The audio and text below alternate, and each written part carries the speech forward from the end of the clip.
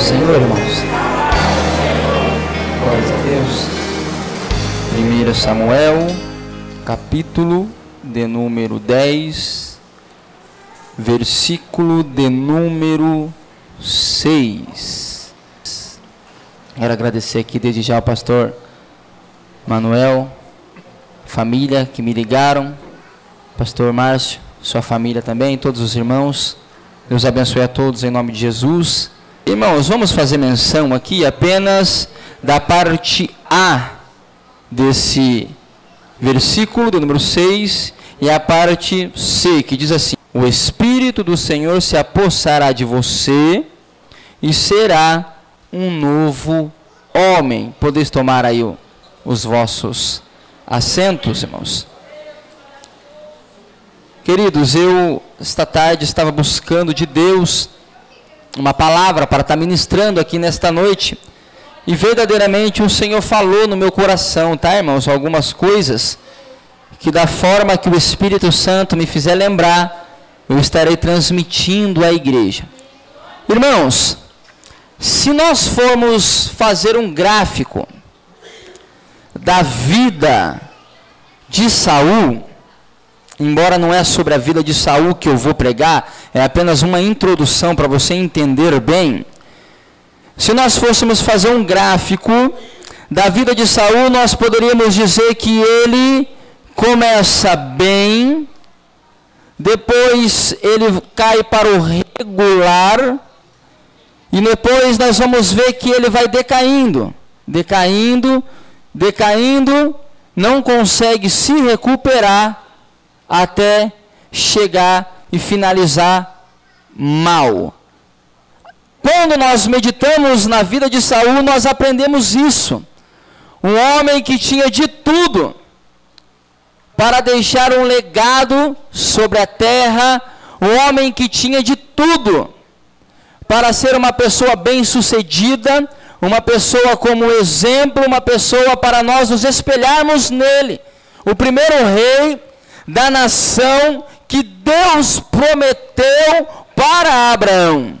Olha só que privilégio que ele teve, a ponto de sair de sua casa para procurar uma jumenta, e quando voltar ungido.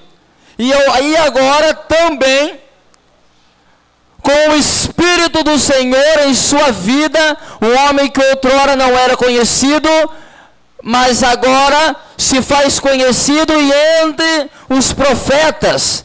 Mas por que isso? Por que isso? Porque o Espírito do Senhor se apossou da vida dele, e através disso ele passou a ser um novo homem. Mas nós vemos que mesmo com tudo isso, ele terminou mal. Mesmo com tudo isso, ele acabou mal. Mas por que ele acabou mal? Por que mesmo com tudo isso, o final dele foi trágico, o final dele foi ruim? Sabe por quê, meus queridos? Porque ele quis andar segundo as suas próprias vontades, segundo os seus próprios desejos, com medo. Quando o soldado se dispersa, ele mesmo vai lá e oferece o sacrifício, com rebelião. Então nós vemos que um homem que tem do Espírito Santo em sua vida, mas ele prefere então andar segundo os seus próprios desejos, segundo as suas próprias vontades, confiar nas suas próprias forças. Automaticamente, irmãos, nós vemos que o final dele não vai ser um final bem sucedido. Mas, irmãos, para falarmos a respeito desse Espírito de Deus, eu gostaria agora de trazer para o Novo Testamento, trazer agora para a Nova Aliança, tá bom? Então vamos lá, trazendo para a Nova Aliança. Quando nós falamos dos Evangelhos, e quando nós falamos do Evangelho, nós notamos que aí há uma grande diferença entre evangelhos e evangelho. Vamos começar então com os evangelhos. Preste atenção nisso. os evangelhos, quando nós nos referimos aos evangelhos, nós estamos falando a respeito dos registros, dos atos da pessoa do Senhor Jesus, ou seja, tudo o que ele fez. Quando nós falamos do Evangelho de Mateus, estamos falando de um livro, de um Evangelho que foi escrito especialmente para os judeus, ou seja, para mostrar que aquele Jesus, que foi crucificado pelos judeus, era o Messias profetizado, desejado das nações, o esperado. E quando nós falamos agora do Evangelho de Marcos, nós estamos falando de um Evangelho que foi escrito para os romanos, para mostrar um Deus poderoso, um Deus que entra com providência, um Deus que dá vitória, para mostrar para os romanos: olha, vai para cima, levante a sua cabeça, porque esse Jesus, o qual eu estou falando, é um Jesus que opera milagre na vida de todos aqueles que o aceitam como único e suficiente Salvador. Agora, quando nós falamos do Evangelho de Lucas, estamos falando de um Evangelho agora, irmãos, transmitido diretamente para os gregos, para mostrar um Jesus. Agora, eu acho lindo o Evangelho, o segundo escreveu Lucas, porque é um Evangelho, irmãos, que mostra a essência desse Evangelho. Esse Evangelho, irmãos, o qual Lucas escreve, é um Evangelho que mostra um Jesus que não faz acepção de pessoas. Um Jesus que coloca todos na mesma classe.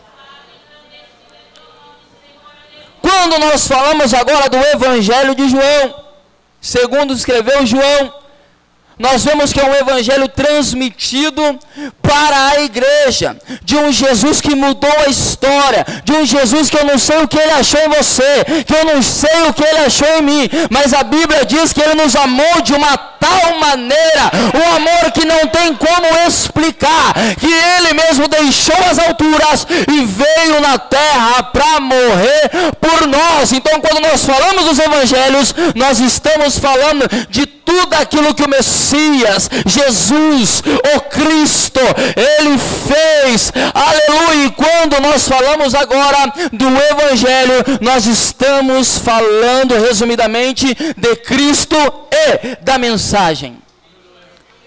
Há diferença, porque os evangelhos são um registro. Agora nós estamos falando do evangelho, que é o evangelho, é a mensagem. Mas qual mensagem é essa? A mensagem que o Senhor transmitiu nos evangelhos. Que mensagem é essa? A mensagem daquela pessoa que estava outrora caída, destruída, mal, cabisbaixo, mas agora o Senhor vem, coloca do Espírito na vida desta pessoa, transforma a vida desta pessoa, dá vitória no lar desta pessoa, e ainda tem direito esta pessoa de ir morar no céu, de ter um encontro com ele. Isso é o evangelho. O evangelho é a mensagem. Mas que mensagem é essa? A mensagem que Jesus pode mudar a tua história, meu querido. Eu não sei como você chegou aqui na noite do dia de hoje, mas eu quero dizer uma coisa para você: este evangelho que eu estou pregando nesta noite, na pessoa de Cristo, ele pode entrar com providência na tua vida, ele pode fazer a diferença na tua história, ele pode, porque esse evangelho é de Jesus, e Jesus pode todas as coisas. Ele pode todas as coisas, amado. Mas vamos agora falar do evangelho de Lucas. Segundo escreveu Lucas. Eu acho interessante que Jesus, irmãos, ele faz questão de estar no meio dos excluídos. Um Jesus que tem um amor, pastores, tremendo, o qual ele conta uma parábola de um filho que pegou a herança, foi embora, gastou tudo, bagunçou, mas quando ele volta, o pai está esperando na entrada. O pai dá um abraço, o pai dá uma festa, dá um banquete. E eu acho interessante que o pai não pergunta para ele: aonde você estava? Aonde você andou? O que você fez com a herança? Não, nós vemos um pai amoroso, nós vemos um pai cuidadoso, que não quer saber aonde você andou, mas que se importa para onde você vai caminhar agora, para onde você está indo. Nós vemos esse Jesus, que ele chega, ele muda a história, ele coloca todo mundo no mesmo patamar, e ele deixou esta mensagem para nós, amados, que todos estão no mesmo patamar. Mas, queridos, quando eu olho para o Evangelho, eu confesso para vocês que, olhando para o dia de hoje, eu me entristeço. Porque quando eu olho para o Evangelho, eu vejo um Senhor que não faz acepção. Eu vejo um Deus que ama todos e tem uma promessa. É bem certo que o que eu tenho na minha vida talvez você não tenha, mas você tem alguma coisa na tua vida que eu não tenho. Ou seja, Deus tem alguma coisa especial para você.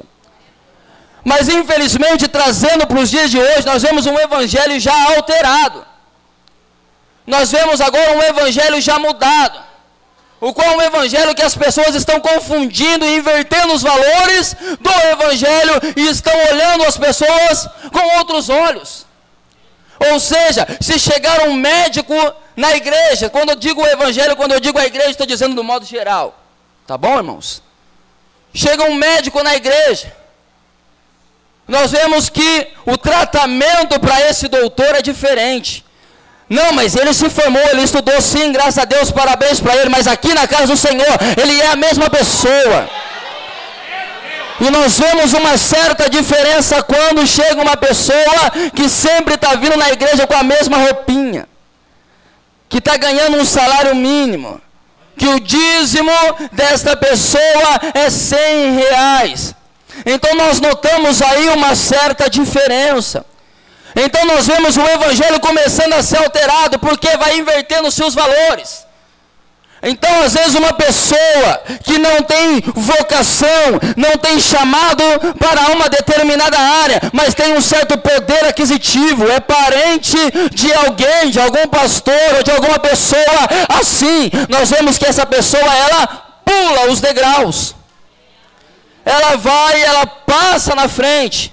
Aí o irmãozinho, que é como Davi, ele está na obediência, ele está esquecido, está lá apacentando as ovelhas, enquanto os outros irmãos estão em evidência, mas nós vemos que ele está lá esperando, ele continua esperando, enquanto a visão da igreja está sendo mudada concernente ao evangelho. Então o meu convite nessa noite, como estamos falando da pessoa do Espírito Santo, é que essa mesma pessoa venha achar lugar na nossa vida, para nós voltarmos ao Evangelho de Cristo, o qual nós estamos reunidos aqui, e todos estão no mesmo patamar. Ninguém é melhor que ninguém, ninguém pode mais do que ninguém.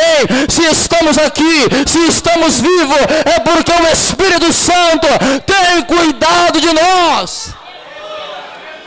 Eu não sei como está a tua vida, meu irmão. Quem sabe você, por causa do sistema de hoje, tem sido deixado de lado. Quem sabe você, por causa do sistema de hoje, tem sido abandonado, não tem sido valorizado. Mas eu quero dizer uma coisa para você, diante desse evangelho verdadeiro aqui, você tem um valor muito grande. Você é uma pessoa especial.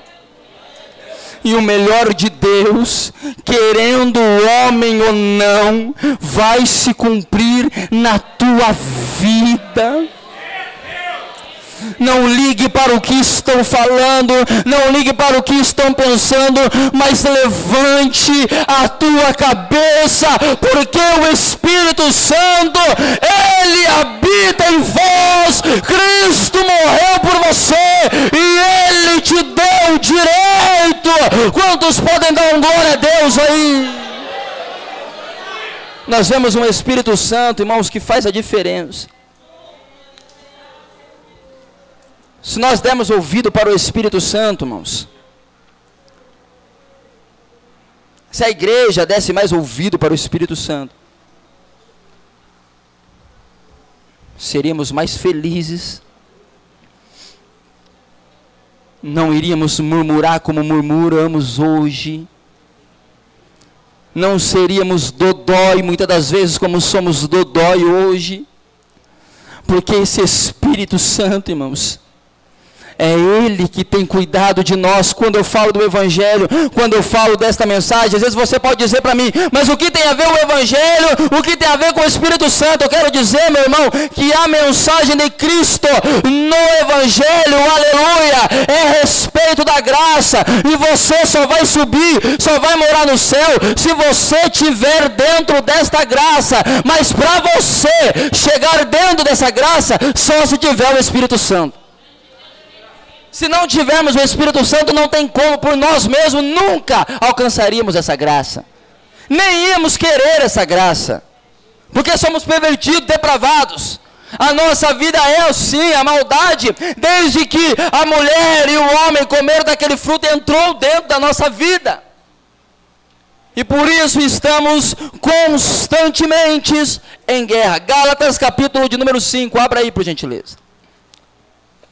Para mim caminhar para o final. Gálatas, capítulo de número 5. Gálatas, capítulo de número 5, versículo de número 19. Aleluia, Jesus. Glórias a Deus. Gálatas, epístola do apóstolo Paulo aos Gálatas, capítulo de número 5, versículo de número 19, diz: ora, as obras da carne são manifestas: imoralidade sexual, impureza, libertinagem, idolatria, feitiçaria, ódio, discórdia, ciúmes, ira, egoísmo, dissensões, facções, inveja, embriaguez, orgias e coisas semelhantes. Eu os advirto, como antes já os adverti. Aqueles que praticam essas coisas não herdarão o reino de Deus. Ou seja, se não for o Espírito Santo, amado, não vamos herdar. Versículo de número 22. Mas o fruto do Espírito é... Vamos lá, o fruto do Espírito é...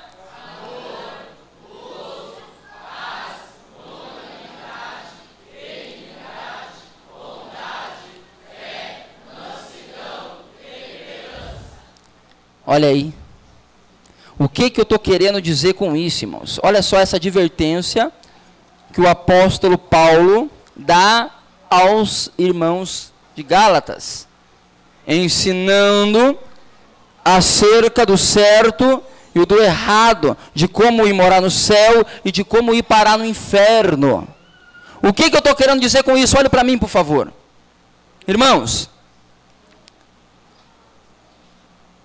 eu, falando de mim agora, eu cresci no mundo. Eu cresci no mundo. O meu pai era meio católico, porque se dizia católico, mas não ia na igreja católica. A minha mãe, espírita.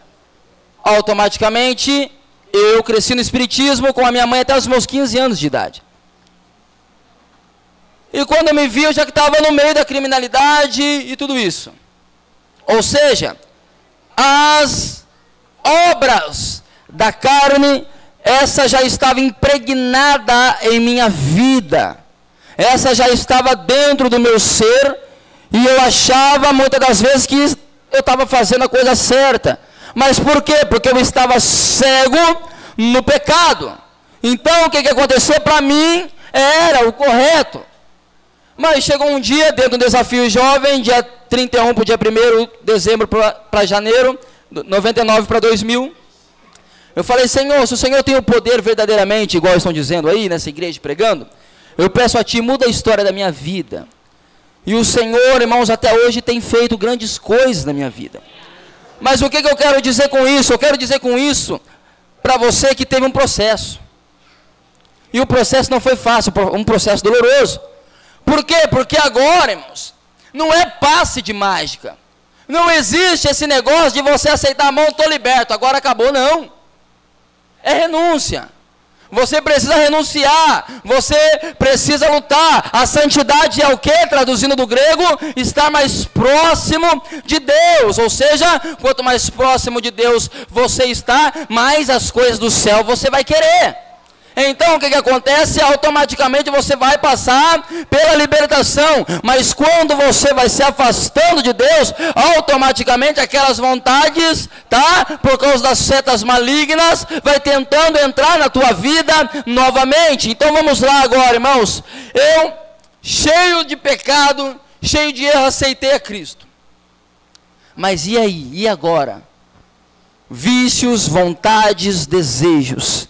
Um templo cheio de obras da carne, que os frutos do Espírito não teria como surgir. Por quê? Porque não teria espaço no mesmo templo. Ou seja, obras da carne e frutos do Espírito no mesmo templo não tem como conviver. O que eu tive que fazer? Tudo aquilo que eu gerei dentro do meu templo, eu precisei jogar fora, matar, renunciar do eu. Foi difícil, não foi fácil, mas amados, eu quero dizer uma coisa para você. No dia de hoje, eu já consigo ter muitos frutos do Espírito na minha vida. O que eu estou querendo dizer com isso para a igreja? Irmãos, não tem como conviver os dois na mesma casa. A minha mensagem não massageia ego mais. Eu já tive a minha fase de massagear ego, mas do pula-pula, acabou. Quando eu conheci o verdadeiro evangelho, acabou. E eu vou dizer uma coisa para você, meu querido. Não perca o teu tempo. Eu estava dizendo para a sala dos jovens domingo passado. Eu escrevi lá assim para eles, olha só. Igreja. E depois eu escrevi mundo. Aí eu escrevi na frente da igreja. Bênção. E no mundo eu escrevi só por Deus. O que eu estava querendo dizer para eles? Eu estava dizendo para eles da seguinte forma, olha, por que tem pessoas que no mundo só por Deus, mas quando entra dentro da igreja, é o mais santo que existe na terra? Lá fora faz o que quer, você escuta falar, dá mau testemunho, escandaliza o evangelho, mas chega na igreja, muda, é bipolar. Muda, chega na igreja, já não é mais a mesma pessoa, agora está transformada. Pum! Paz do Senhor, irmão. Tudo bem? Né? Sabe por quê?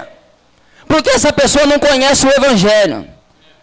Porque se essa pessoa conhecesse verdadeiramente o evangelho, ela daria lugar ao Espírito Santo, e ela não serviria à igreja, mas ela serviria a Deus. Porque quando você serve a Deus, você é a mesma pessoa, tanto lá fora, como na igreja, como no trabalho, como na tua casa. Quer saber se o Espírito Santo habita em vós? Veja se dentro do teu ser tem os frutos do Espírito. Olhe para a tua vida, não adianta de nada, você está perdendo o teu tempo, porque a igreja não tem poder de salvar ninguém. O único que tem o poder de salvar é Cristo. E Cristo, Ele tem que habitar em vós, não apenas dentro da igreja. Esse templo, essas quatro paredes, é apenas para nos reunirmos, para estarmos juntos, reunidos, eu trazendo uma palavra, despertando a tua vida, você ouvindo um louvor, se emocionando, se alegrando. É para isso que serve a igreja. Eu costumo dizer que a igreja é como se fosse um posto de gasolina. gasolina, ou seja, eu estou mal, eu vou lá me encher, eu preciso me encher, mas esse posto de gasolina também existe no teu quarto, também existe no teu serviço. Se encha de Deus todos os dias, se encha, se encha, se encha. Para de querer ler Bíblia, orar somente dentro dessas quatro paredes. Não, o culto começa na tua casa. É isso que é uma igreja. A igreja, ela é um lugar de comunhão, amados. É um lugar de comunhão. Se você, eu acredito que, se você estiver trabalhando, tudo bem. Mas se você é daquela pessoa que tem o costume de chegar na igreja atrasado e ir embora antes da bênção apostólica, você já perdeu o teu tempo. Porque a igreja é lugar de comunhão. A igreja é um lugar de comunhão, um cumprimentar o outro, um abraçar o outro. Paz do Senhor, pastor Márcio, você está bem? O que você está precisando? Eu estou precisando disso, então eu vou te ajudar. Não é sair daqui, nossa, aquele pastor Márcio é um mala mesmo. Você viu o jeito que ele fez? Isso não é evangelho, isso não é ser igreja. Igreja, irmãos, evangelho é transformação, é luz, é mudança de vida, é ser cheio do Espírito Santo de Deus, irmão. Irmãos, eu não ia vir pregar, não. Ligaram para mim pregar na quarta, eu falei, não vou. Aí ligaram de novo, insistiram. Então vem pregar na segunda. Falei, meu Deus, então eu vou. Essa mensagem é para que nós, irmãos, venhamos nos despertar.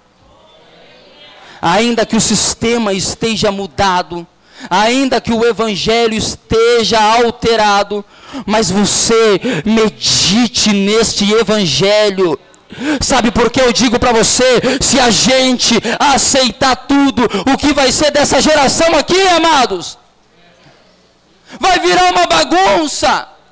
Coisas que não é de Deus estão entrando. O mundo entrou dentro da igreja para ser mais atrativo, com desculpa que precisamos ganhar os jovens. Não, sabe o que ganha os jovens? É evangelismo. Sabe o que ganha os jovens? É joelho no chão. Sabe o que ganha os jovens? É o verdadeiro evangelho, amados.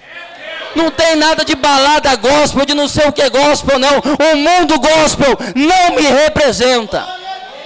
O mundo gospel não nos representa. Sabe por que na igreja está virando isso? Por causa do mundo gospel, amados. Temos que tirar isso da nossa vida e voltarmos para o verdadeiro, genuíno evangelho libertador. Aquele evangelho que há cura, aquele evangelho que há batismo com o Espírito Santo, aquele evangelho que muda a história do lar. Rábia, canta, rábia. Eu gostaria de convidar vocês a ficar de pé nesse instante.